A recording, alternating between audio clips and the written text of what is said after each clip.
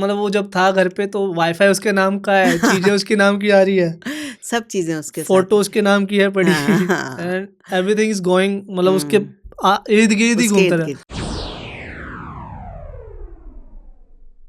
हम जब डॉग लाते हैं हम्म, शौक के लिए लाते हैं हम, बिल्कुल लेकिन वो आते ही अपने फैमिली का पार्ट हो जाता है, क्योंकि हम बिल्कुल। एज अ मैं बड़ा बेटा हूँ, मैं लेके आया हूँ, मेरे छोटे भाई को पसंद है, मेरे हम्म मॉम डैड नहीं थे, हम्म लेकिन वो घर पे आया तो वो उनका लाडला हो गया। उनका ज्यादा लाडला हो गया, और वो भी उनको अपने पेरेंट्स मान लेता या है, आप लोगों को अपना सिबलिंग मानता या है, और वो वैसे ही बिहेव करता है कि ये तो मेरे पेरेंट्स हैं और ये मेरे भाई हैं। या तो वो उसका बिहेवियर इतना, मतलब डॉग आपको इतना अनकंडीशनल लव देता है घर में, कि वो एक्चुअली, अगर कहें ना कि वो सेंटर ऑफ अट्रैक्शन बन जाता है, सब लोग उसके अराउंड चलते हैं, वो या होता है। मैं या तो मैं तो कई बार कहती हूँ कि he is boss of your house, या आप सब लोग इसके इशारों पे घूम रहे हो, या वही होने लगता है। मतलब वो जब था घर पे तो वाईफाई उसके नाम का है, चीजें उसके नाम की आ रही है, सब चीजें उसके साथ फोटो हैं। उसके नाम की है पड़ी, हाँ, हाँ। एंड एवरीथिंग इज गोइंग, मतलब उसके हुँ। इर्द गिर्द ही उसके घूमता रहा। इर्द-गिर्द घूमती है, उसका खाना, उसका पानी, या उसकी वॉक, उसकी सब चीज़ें,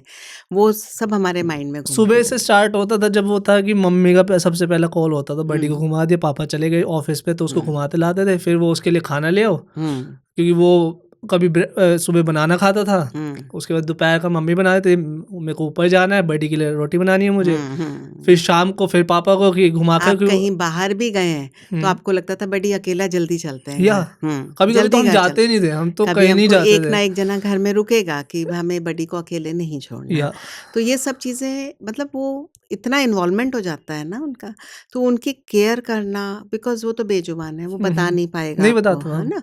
तो आपको ही देखना पड़ेगा कि उसको किस चीज़ की ज़रूरत है, वो सुस्त क्यों है, उसमें क्या प्रॉब्लम आ रही है।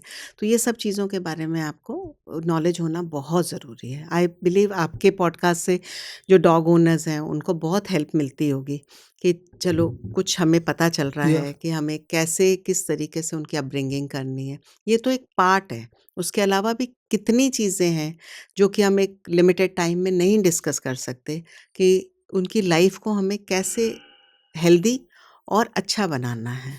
तो उसके लिए टाइम टू टाइम अपनी विजिट्स, अपने अवेयरनेस लेते रहिए, पढ़ते रहिए, देखते रहिए कि इसमें क्या कर सकते हैं हम उसके लिए। थैंक यू सो मच भाई एंड तक देखने के लिए। अगर ऐसी और क्लिप्स चाहिए ना तो भाई सब्सक्राइब करो जाम विद जाम क्लिप्स को।